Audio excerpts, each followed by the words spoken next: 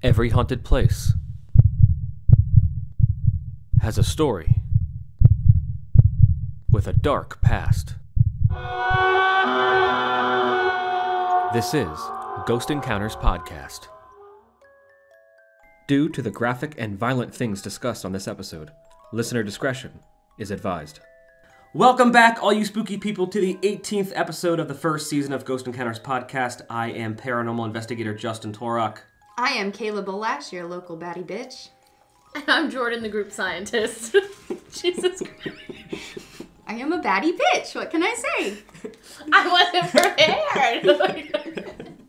Since Mother's Day recently passed, and this podcast is all about haunted places and serial killers and things of that nature, we decided to do an episode on killer moms.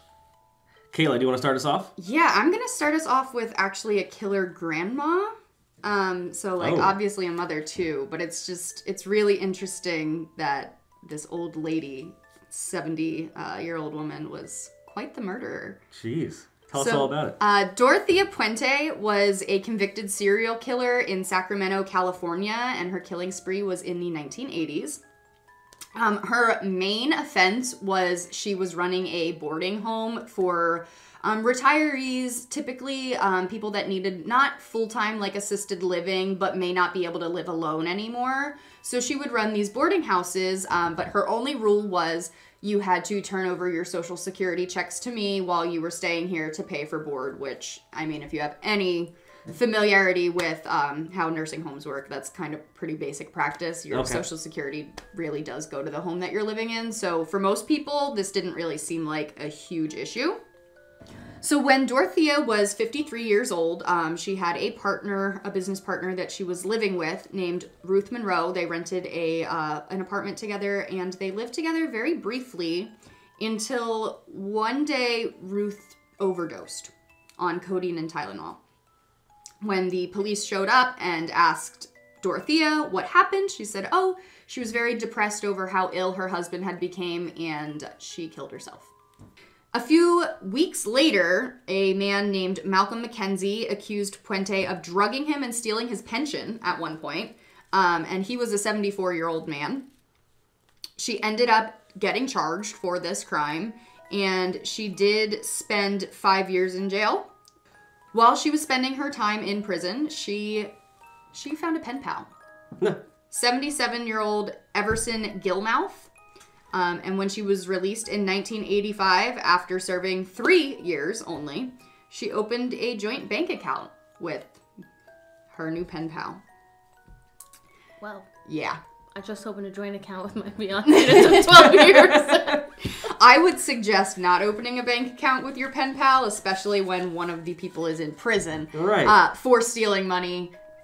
Just gonna say not a good idea. Fast forward a few months later, in November, Puente has hired a handyman named Ismael Flores to install wood paneling in her home. After the job was completed, Puente paid him $800 and gave him a bonus of a red 1980 Ford pickup truck, the exact same model that her pen pal drove. Aha! Oh my god. Wait, she gives him a truck. As a bonus for installing wood floors. And he doesn't think this is a red flag or anything? No, he thinks it's a red Ford.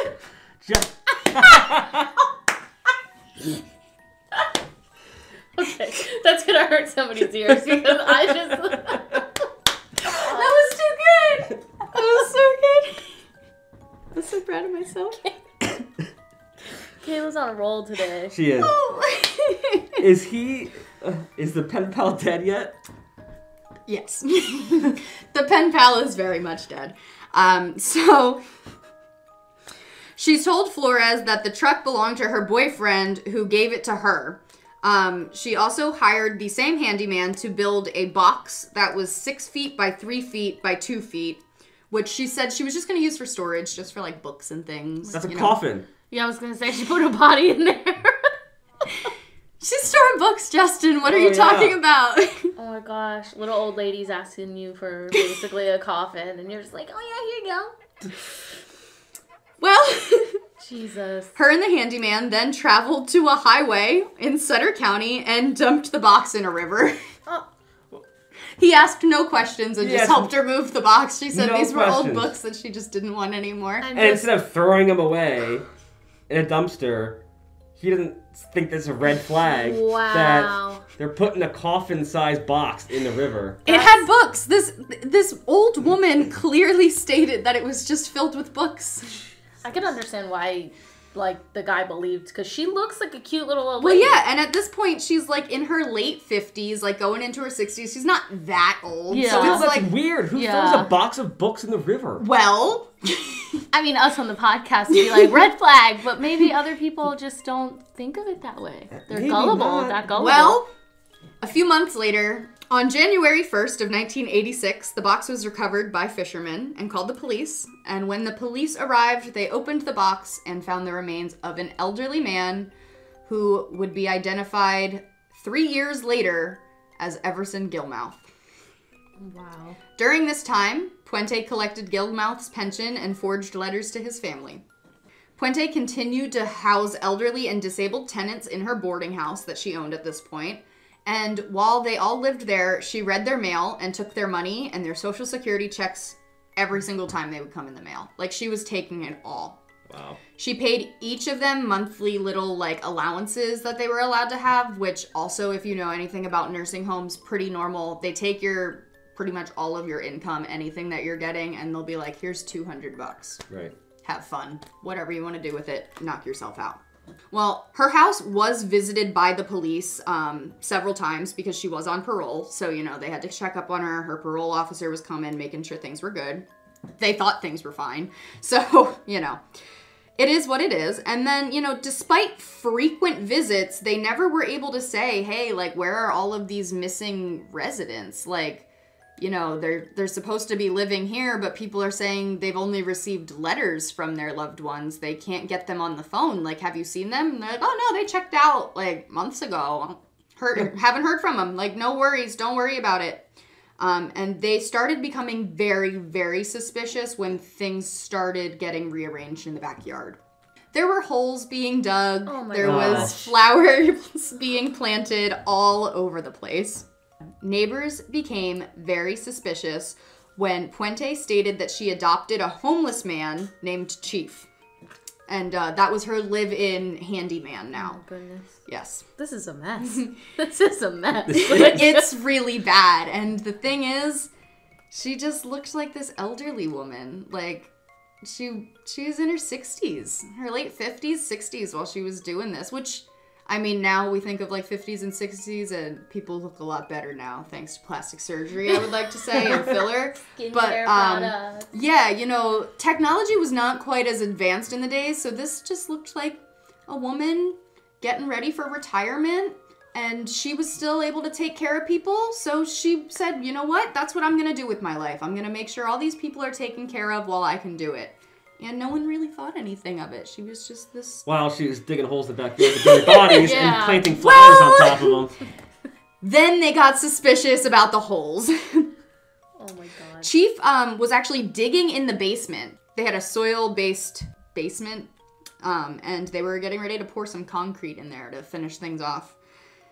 You know, the usual digging holes in your basement, filling them with concrete. Of course. Just the things, you know, John Wayne Gacy would do. I was don't just know. about to say that. I was literally going to say she's pulling a Gacy, but I was like, I don't want to bring it up right now. Well, in November of 1988, another tenant of Puente's house, his name was Alvaro Montoyo, disappeared.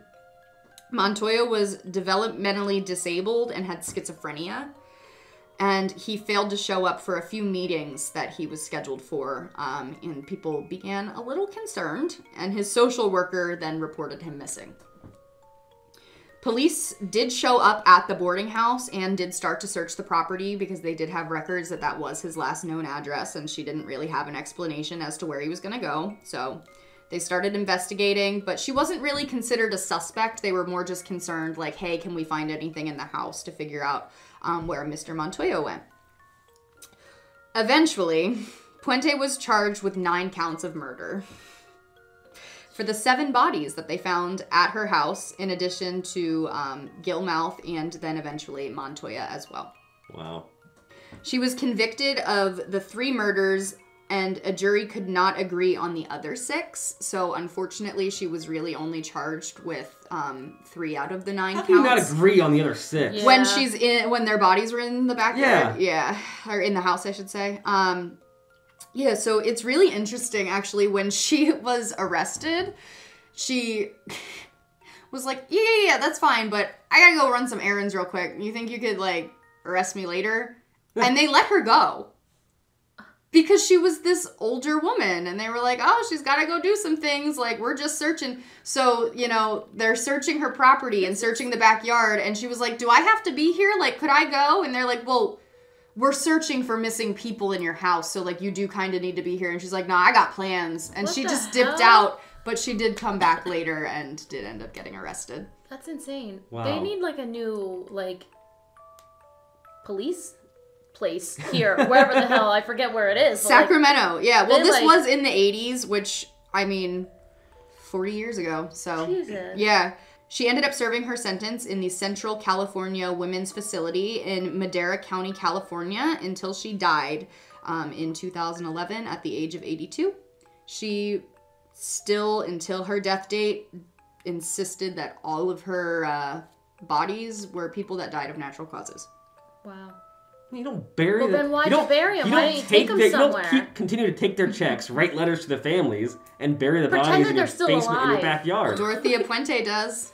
She's crazy. Isn't there a Netflix documentary on her? There is. I actually have not watched the Netflix documentary yet. I found this case thanks to one of my favorite podcasts, Morbid, a true crime podcast. Oh, I hear about that one. They're really great, yeah. They Not better than Ghost Encounters. Well, I mean... Oh my God. Ash and Elena, I love you. They did a deep, deep dive. I mean, I did a very quick overview. Right. You can get into the murders of just about all 9 of these people, and if you would like more information, their case that they did in their podcast was phenomenal. Yeah. The amount of information they found is just crazy. They probably get into detail about every individual one. Oh my God. I mean, if anyone is familiar with Ash and Elena's podcast, Elena is a mortician technician. So she's cool. Like very, very detail oriented about absolutely everything. Sorry, autopsy technician, not mortician.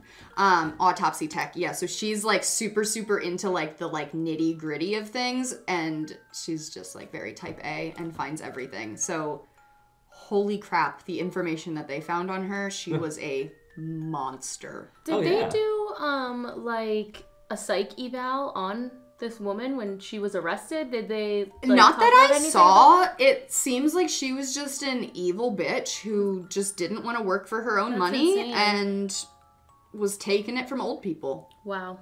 Yeah. Interesting. That's crazy. Yeah. That's crazy. If you look at pictures of her, some people think she just looks like a sweet old lady. Personally, I think she looks a little... I don't know. Some of the pictures I see of her looks like she's been dead for 10 years. Well, her grandson is very adamant that they had a lovely relationship and that she was very, very sweet to everyone. Some pictures she looks normal, and then other pictures, like the picture that they chose for, I'm assuming that it was when she got arrested. Yeah. The one that they did on the Netflix thing. Yeah. She looks creepy. That little smile creeps me out. She does have a really creepy smile that she does poke out from time to time. But even in like court and everything, like she just looked like a grandma. Wow, she looks really old there. Yeah. She looks scary. Mm-hmm. Those glasses and everything with, I don't know. Did anything happen with her handyman? No. He pretty much helped her commit these murders and hide the bodies. I'm pretty sure she probably ended up killing him, to be quite honest. Seeing that there were a whole bunch of other murders, but I don't have him specifically in my notes. However, her home is still standing. Oh. And you can go visit it. And they do have a dummy of her holding a shovel. Oh my God, that's fantastic! Oh my gosh! Is this someone's home or like an Airbnb or something? Home of notorious serial killer where elderly tenants were buried in the yard opens as a macabre tourist attraction, and there's even a model of the murderer holding a spade. That is crazy. That's awesome. That is so great. Of course. I just found this looking up pictures of her. Wow, that's crazy. Yeah, it's a museum that you can walk through. Wow. That's really interesting. Yeah. They have her holding a shovel. Yeah, they do. Some like Norman Bates shit. It Like, really is. Yeah. Oh, yep. So that was Dorothea Puente. Awesome. Wow. That was crazy. That Yeah. was a crazy ride for a minute there. Yeah. Who would have thought grandmas? Yeah, I guess it goes to show, no matter how old you are, if you're crazy, you're crazy. Yeah, you can kill someone somehow. So, Jordan, which killer mom did you look up? So I actually found somebody by the name of Claudia Mijangos. She basically was raised in a functional middle-class family environment. And she was actually at one point a beauty queen in the city that she lived in. She later got married and had 3 children by the names of Claudia, Anna, and Alfredo. Ironically, her husband's name is also Alfredo. So they had 2 kids that are named after them. Alfredo. Like, that... I just think of my fiance in this. Like, when your whole family has the same damn name, and then you call their name, and then they all turn at the same time. I just watched a TikTok. This is like, it's related, I promise. I watched a TikTok that was Family Feud, and Steve Harvey was asking the guy what his name was. And he was like, oh my name's Obu. And he's like, what's your last name? And he was like, my last name's Obu. And his sister goes, you should ask him what his middle name is. And he goes, what's your middle name? And he goes, Obu. His name is Obu, Obu, Obu. And he said, well, who named you? And he said, my dad. And Steve Harvey said, okay, well, is your dad alive? And he said, yeah, he's right there in the audience. And he said, sir, what is your name? And he said, Obu. Oh my God. That was a great video. Oh, I was cackling. But yeah, so basically they had 2 of their kids named after their parent. Well, them. So they quickly developed marital problems, and she began to show signs of emotional instability. So she was basically losing her mind.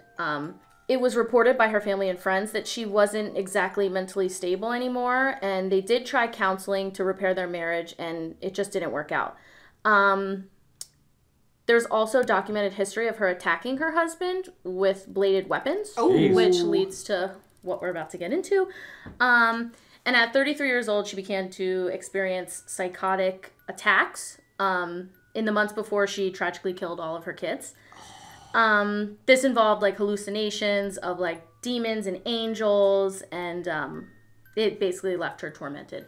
How do you go your whole life and being like somewhat normal and all of a sudden, boom, like a switch, and having hallucinations of demons and all kinds of crap? I didn't find anything about her getting into like an accident or anything, but later I have in my notes that she actually suffered from temporal lobe epilepsy. Oh. So yeah, she had like focal seizures and all of that other stuff. So I don't know the specifics that much about it, but it basically can make you hallucinate and all this other stuff. I mean, that would make sense. Yeah.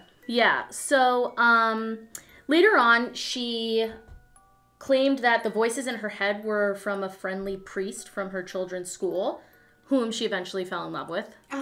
Wait, aren't priests secular? This lady just really lost herself. She became obsessed with the guy by the name Father Ramon. Then it led to her separating from Alfredo, her husband, in 1989. She separated from him, she claims, because of a telepathic request by her little friend in her head. And that was in the same, she separated with him the same year her kids were murdered. We'll get to that. Then it also was reported that new voices started to fill her head with other terrifying thoughts, basically about needing to take out her kids. So she was really messed up mentally. Oh yeah. And she actually was put on medication, but then she stopped taking this medication right around the time of her marital problems. Of course. Because she was previously diagnosed, like I said, with that epilepsy. So basically we'll get to the murders that happened April 23rd in 1989. Her husband went and got the kids from school and dropped them off at her house. Apparently the 2 got in like a huge argument with her involvement, quote unquote involvement, with this Father Ramon. And he actually, the husband, wanted to get back together with her. Mm-hmm. She, of course, was like, hell no, rejected him, and defended her quote unquote lover. Before he left, it was reported that she threatened her husband by telling him he would be sorry. And then after that, she put her kids to bed and went about her merry night. So a few hours later, on April 24th, 1989, around 4 in the morning, Claudia woke up hearing loud voices in her head. So she later stated that the voices told her that this city in Mexico had disappeared and that all of Querétaro was a spirit, which is another city that the house is basically found in. She called her friend Veronica Vasquez, who asked her to calm down and promised that she would come by in the morning to help her. Because she did help with, like, the kids and getting the kids to school because they knew that she was basically losing her mind a little bit. Right. Little did Veronica know that basically she was never going to see these kids again. And her friend was really about to fuck shit up. After Claudia hung up the phone, she got dressed like it was a normal day, even though it was really in the middle of the night. And went down to the kitchen and took 3 separate knives while her children were still asleep. At around 5 in the morning, she woke up and went to her 6-year-old son Alfredo's room and basically attacked him right away with one of the knives. Oh my God. And it was reported that she basically severed his left hand completely off. Holy crap. So he must have been, I don't know this for sure, but I'm thinking he tried to protect himself and she just hacked him away. Yeah. Oh my God. Yeah, so the screaming of Alfredo woke up the oldest daughter, Claudia, who was 11 years old, and she ran into the room without knowing basically what her mom was doing or what was going on, and she took in the scene and begged her mom to stop, and her mom basically switched out knives and took the other knife and kind of stabbed her a couple times. Oh. Yeah. 6 times to be exact. Wow. Somehow while Claudia Maria was wounded, she managed to get away and tried to, like, climb down the steps and all that stuff. The loud pleading for mercy woke up the neighbors, but I wrote stupidly. I think this is really fucking stupid. No one came and tried to help. Nobody called anybody, and they just went about their night, even though they heard all this screaming. Oh my. Well, I mean, if they were having marital problems and they probably had screaming matches before, maybe they just didn't think anything of it. But if you hear kids screaming, that's a little different. You know what I mean? You'd go investigate that. I don't know. I feel like even fights in the middle of the night, I'd be like, it's a little too late for this. Yeah. I'm also just a really nosy neighbor. Me too. Like, I'm that kind of person. I'll be peeking out. Oh, I'll be looking out the window the whole time. Yeah. So then with the 3rd knife, she went into her other daughter's room, 9-year-old Anna, and stabbed her right in the heart. Oh, God. Hearing something else, Claudia, the mom, rushed downstairs to find her oldest daughter passed out from blood loss in the dining room. Poor thing. She tried to make it out. So that means, she pretty much tried to go get help, but it was for nothing since her mom stabbed her again before dragging her back upstairs and placing her lifeless body in bed with the other 2 kids. And then this stuck with me because if you read about serial killers, like, when you cover up somebody, you have some sort of guilt about what you're doing. Yeah. Mm-hmm. So she covered the kids with a bed sheet and then apparently fell asleep. Like, nothing happened. How do you fall asleep after that? Yeah. Damn. So she woke up in the morning due to pounding on the door by her friend Veronica. And she apparently had no idea where she was or how she was covered with blood, all this other shit. Sadly, even when she was taken in by the, like, police and investigators after the murder, she asked if she could go home and make her children breakfast. So she had no... She genuinely didn't know. Yeah, she had no idea. No recollection of anything that happened. Yeah. That is a psychotic break. Holy crap. So, during her arrest, she claimed that a demonic entity possessed her and made her kill her children. But she was then, when they were going through everything, they had, like, a psychiatrist come in, and he diagnosed her with schizoaffective disorder. I was just going to ask, is she... Any chance of schizophrenia in there? Yeah. Yep. This disorder basically is a mental disorder. We know that. It's marked by a combination of schizophrenia symptoms, and which is funny because here we go, such as hallucinations and delusions, mood disorder symptoms such as depression and mania. If you've ever known somebody that has been manic, they sometimes don't remember what the hell they just did in the last couple hours. Yep. And as we said before, she had temporal lobe epilepsy, which is TLE, which is a chronic disorder of the nervous system that is characterized by reoccurrent, unprovoked focal seizures that originate in the temporal lobe of the brain, and they last about 1 to 2 minutes. In extreme cases, it causes paranoid psychosis, which can make patients like lose touch of reality, so they don't even know if it's real or not. Yeah. So Right. Sounds like exactly what she went through. Yeah. Yep. And it results as like in mood changes and hallucinations as well. So she was diagnosed with the TLE before the murders, and she had, like I said, the medications, and she stopped taking them. Okay. And because of all these factors, she only got 30 years in prison. So she was 33. She got out at 63. Yep. So she got out. So she got out of prison in 2019 after finishing her 30-year sentence. That's not that long ago. No? Yeah.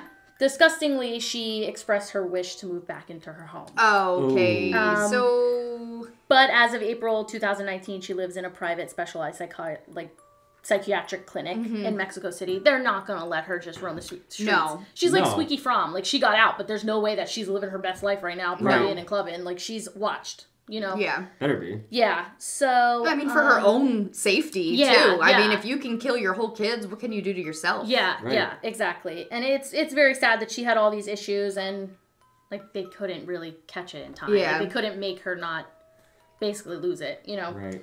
So, some house info and, like, ghostly information that I found is, if you look up the house now, it's bizarre looking. Like, the city and the people basically wanted this shit boarded up. So, it's now, like, blocked up with brick walls and barbed wire. Oh. Why don't they just tear it down? There's talk about that. I think it's a okay. funding issue, but I'm not completely sure. There isn't a direct entrance into the house anymore because they bricked it up. Like, they put a brick wall there and barbed wire, so even if you tried to jump over, you would get... So I get that this awful tragedy happened, and I know, like, I've seen pictures, and the house was literally covered in blood.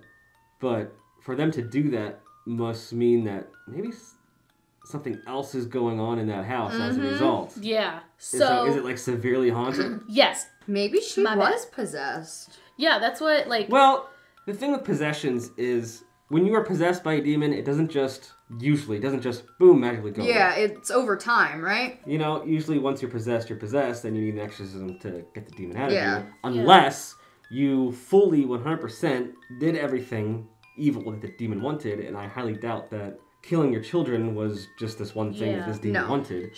And when this happens, the demon has taken over, right? You have no recollection. Yeah, so the fact that she Similar. would have just gone back to sleep. But not only that, but the fact that she covered her kids with a sheet. Yeah. So a part of her was still there.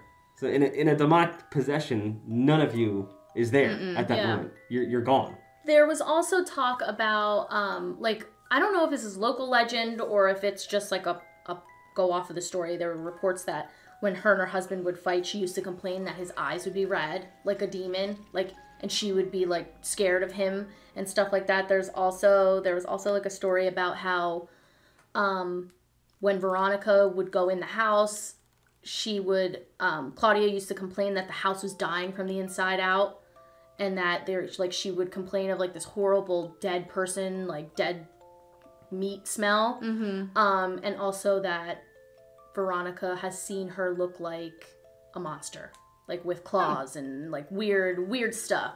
So it almost like makes it seem like the house gives you hallucinations, and the house makes you think that all this crazy shit's happening there. So the house became pretty popular after the murders, and like vandals, thrill seekers such as paranormal investigation people, investigators, and also people like me, curious neighbors, started sneaking into the home after the police stopped patrolling after the crime. And now graffiti covers the walls, doors are hanging off their hinges, and the bathtub is smeared with red paint. Oh. What I found really weird and super creepy for some reason, vegetation actually threatens to infiltrate the house through a back door at the back wing of the house, but stops at the edge of the door frame as if it's stopped by like an invisible like threshold. So it won't go like... Oh, I don't like that. It won't go into the house. And you know, plants, they thrive on sun. Right. So it's almost as if the house is so dark and full of shit that there's no vegetation wants to even go in this thing, which is crazy to me. Right. Oh, I don't like it. So the house is super freaking creepy, as we're talking about. Yeah. It doesn't matter if it's daytime or nighttime. People have basically heard things and seen things. But the house basically comes alive at night. The locals have said that it's charged with something. There are pictures of the house and the murder scene online that you can obviously look up. Another local legend has it that the house that she committed the crime in is haunted, like we're talking about, and people report hearing the children scream and pleading for help.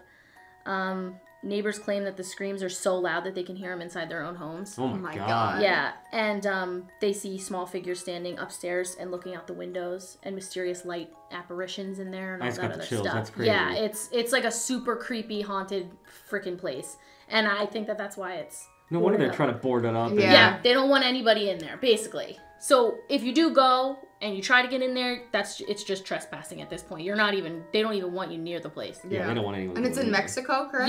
Yep. And I mean, they take like any haunting kind of thing much more seriously. They're like more religious, I think, and like spiritual. It's much more of a spiritual, Yeah, like they think. I mean, of it who knows? deep. Maybe I'm wrong. Maybe this was some kind of demon possessing the whole house, or some because this sounds a little bit like the true Amityville horror story, where before the Lutz family moved in and the whole Amityville thing happened, the original murders that happened was from Ronald Joseph DeFeo, where he woke up in the middle of the night and just shot his whole family, and then went to bed like nothing happened and didn't really recall. You know, it sounds very similar to that. Yeah, it does. Yes. I always read that story and, I'm kind of a skeptic when it comes to demons and possessions and shit like that. I shouldn't really say that out loud now, be fucking possessed, but it's just, the whole thing, I don't know. Well, the second family, it was all... Yeah, it's hard for me to believe certain things. Like, we tried to watch a documentary about that once, and I was just like... I don't think it was a hoax, though. Really? So the Warrens investigated Amityville horror. See, but they're the people that I really don't trust. I've never really, enjoyed hearing about them and learning about them. No. They just seem, I don't know. But don't get mad at me. Don't get mad. I don't know too much about it other than, the movies and, didn't they get charged with, a hoax or something? Maybe we have to do that as our next episode. It's really interesting. I don't know if anybody wants me here. The most iconic ghost picture was ever taken in the Amityville horror house with a little kid peering over the balcony. But anyway. I believe that. I do think the house is haunted. I'll believe the house is haunted. But I don't know if I believe in possessions. I think we need an Amityville episode now. That would be cool. I need to learn more. All right, let's go back a little bit. Yes. So it sounds like this place is definitely extremely haunted. I mean, even the locals are boarding it up, don't want anything to do with it. You can't go near it. Plants aren't even growing inside of it. Like, they're literally leaning away from the freaking house. Yeah. That's insane. And while I was doing my research, I found it was ranked number 2 on a top 10 most haunted places in North America list. 2. Houses. Wow. Most haunted houses, per se. Yeah. Because I don't remember what number 1 is, but they said basically that this place is so haunted that it's boarded up. And they don't even want you in there. Wow. Holy crap. The neighbors are still hearing screams, seeing child figures in the windows. That's terrifying. Yeah. So I'm going to go call my mom, and we'll be right back.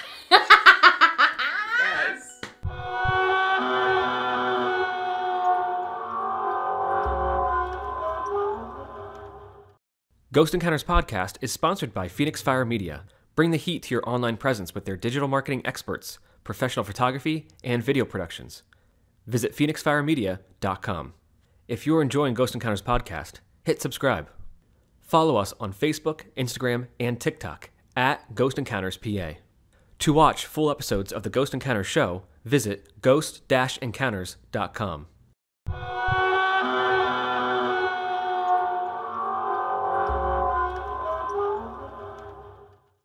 And we are back. Did you call your mom and tell her you loved her? I know I did. So I did my research on La Llorona. There was actually a movie that came out recently called The Curse of La Llorona. It came out in 2019. They tied it into the Conjuring universe. It has nothing to do with it. Oh, interesting. Yeah. Okay. It was a very interesting movie. It was a really cool take on the tale of La Llorona. But this is what the tale is. Generations of Mexican children have grown up afraid of La Llorona, a wailing woman whose misdeeds in life have left her spirit trapped on Earth, where she torments little children. She's the stuff of legends and myths and spooky bedtime stories whose origins date back hundreds of years. The story varies a little depending on who tells it, but the gist is basically this. Long ago, a beautiful but hopelessly impoverished village woman named Maria caught the eye of a village nobleman, a Spaniard, who pursued her despite the warnings of the villagers. They eventually married and had 2 sons. Soon, their differences became too much for their relationship to handle. Their marriage hit a rough patch. Her husband spent less and less time at home, and whenever he was home, he paid only attention to the children and not to her. Eventually, the nobleman leaves Maria and marries another woman, thereby mending his strained relationship with his family.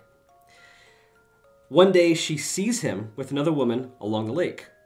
She becomes enraged beyond reason. Well, what a dick. Like, yeah. You're just I'd be like pretty flaunting your pissed. new relationship right in front of your Pretty much. ex. That sucks. That's So shitty. she was already, I hate to say it, but angry with her children because Yeah. when he was around, he was only paying attention to them. So she's like jealous of her kids. Yes. So she wakes them up and she leads them to the lake. And they're asking her questions of what they're doing, and she doesn't really answer. And she ends up drowning both her children in that same lake. They kicked and flailed, but she kept holding them down underwater. The splashing soon stopped, and everything was quiet. She immediately realized and regretted what she had done, and she started crying out in Spanish, "Oh, my children, oh, my children." Maria is said to have drowned herself afterwards, but when she arrived at heaven's gates, she was denied entry and banished back to purgatory on earth until she could find her lost children. She's now known as La Llorona, which translates to the Weeping Woman. Now the legend says she floats over nearby bodies of water in her white funeral gown, forever weeping as she searches for her lost children. Some versions of the story say she kidnaps or attacks children. Others say she attacks cheating husbands. Regardless. As she should. Exactly. Get him, girl. Regardless of what she's doing, when you hear her cries, the directive is clear. Run. Oh, Okay, if you say so. that's scary. But here we have another mother who blacks out in anger, Yeah. Yep. kills her children, and then immediately regrets it. I feel like it's like a common theme with women and killing their kids. Like there was a crime documentary I watched. I'm not sure the family name or anything like that, but she drowned like 5 of her kids in the bathtub. Yes. And she was like, I did it. It happened. You know, like I don't remember her name or anything, but it's just like I feel like you hear that a lot. Yeah, I remember that story. That one like kind of hit headlines. Yeah, that There a was just big one a few deal. weeks ago, or a few, Yeah, you like were last telling me. week. Yeah. We're out towards Philly. Yeah, there Yeah. was, I think I heard from a coworker, she said that this woman killed her twin sons, I think. They just weren't over the weekend. Twins.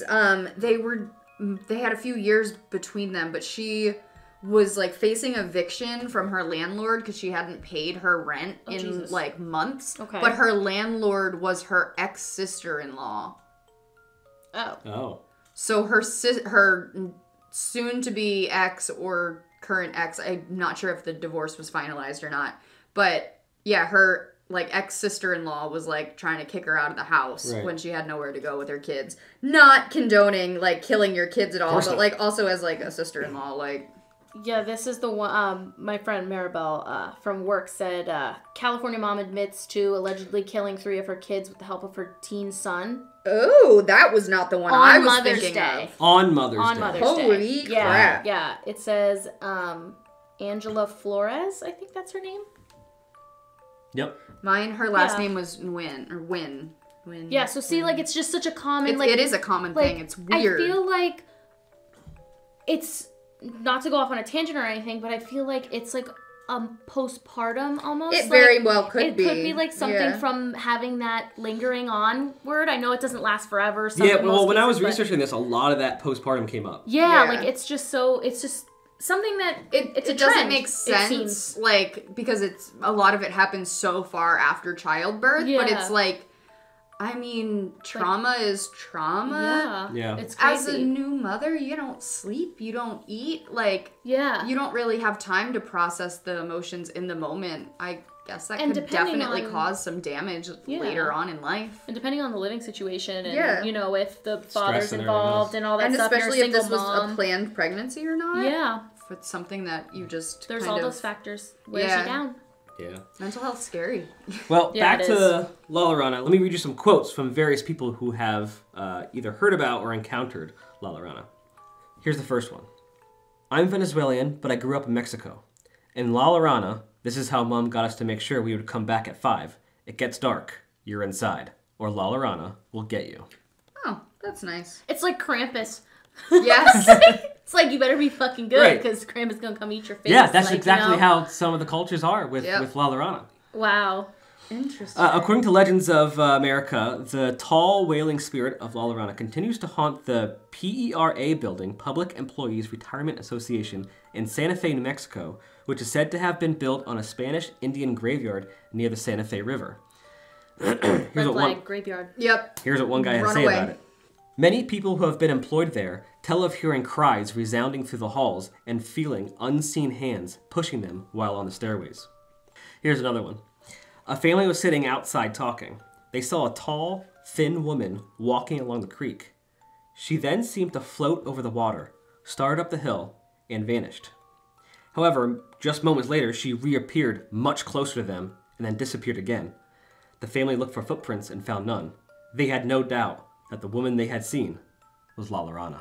Venezuelan actress Patricia Velasquez, who was in The Curse of La Llorona, said that the Curse of La Llorona is something we grow up with. And actor Raymond Cruz said that the legend of La Llorona has been handed down from generation to generation, especially in the Latin community, where you're warned that if you don't behave, La Llorona will get you. Not might get you, will get you. Different cultures have their own versions of La Llorona.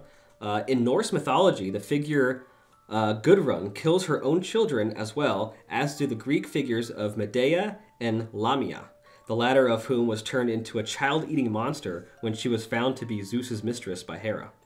Medea in particular has a lot in common with Maria. Both women alienate themselves from their worlds for their men. Both grow jealous and then rage and act in defiance.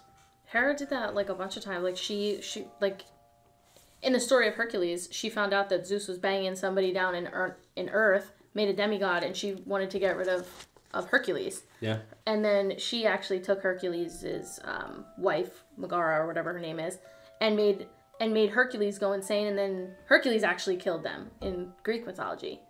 Like it's like a super tragic story compared to the movie. All Disney. of that stuff. If you went into details about that they are a little bit messed up. Yeah, it's crazy. This is definitely not the Hercules Disney movie I watched. No. Perk of having an older sister that's obsessed with Greek mythology. Interesting. Well, I told her we're going to do a podcast on that, and she's going to be on and Yeah, tell us all that. she could literally bat an eyelash and just go off on a tangent about Greek mythology. She's fantastic. Yes. So before we go here, there's a few more killer moms I'd like to briefly mention. Christy Sheets. The 42-year-old mom told her daughters, Taylor, 22, and Madison, 17, that they were having a family meeting. She then pulled out a gun and opened fire, killing Madison instantly and chasing Taylor into the street where she delivered one last fatal shot. When police arrived at the scene, they shot Christy dead in the street. According to police, her motive was to make her husband suffer after he had plans to divorce her. What the fuck? Yeah.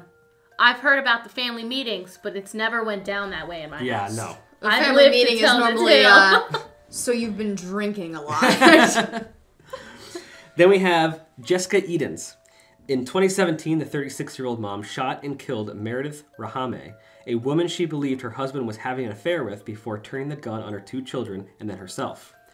An uncovered suicide note explained her motives, which was to create everlasting consequences and pain for her husband, Ben Edens.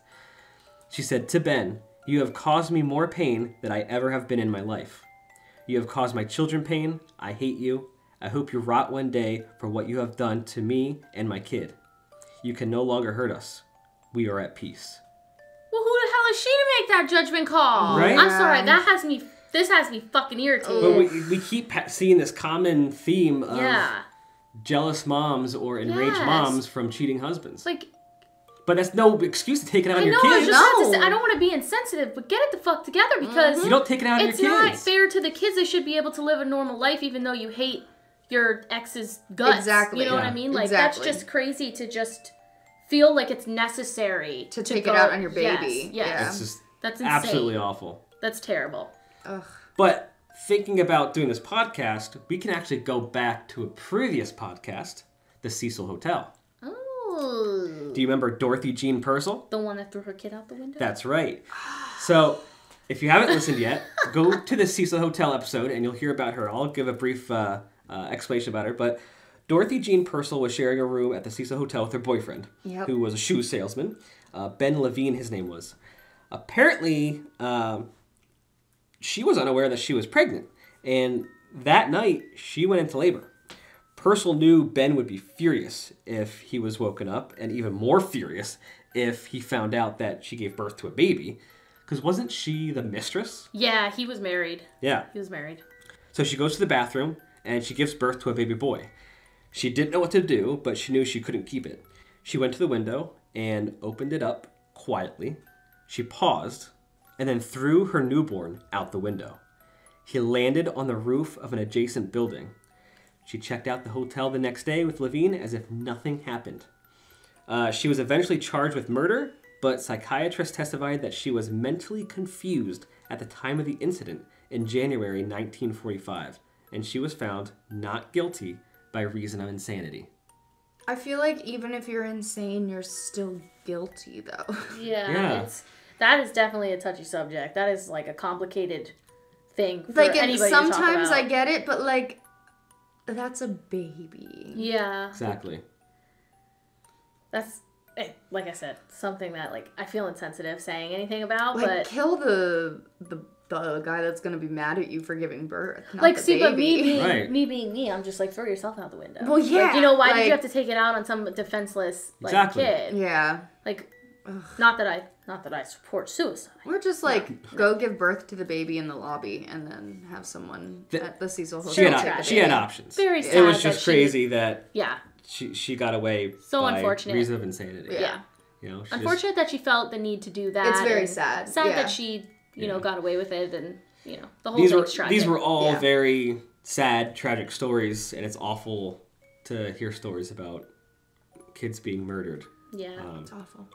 Well, on that note, happy Mother's Day to all the good and wonderful moms out there. Stay spooky. Don't ask your handyman to build a coffin. And don't hesitate to get help.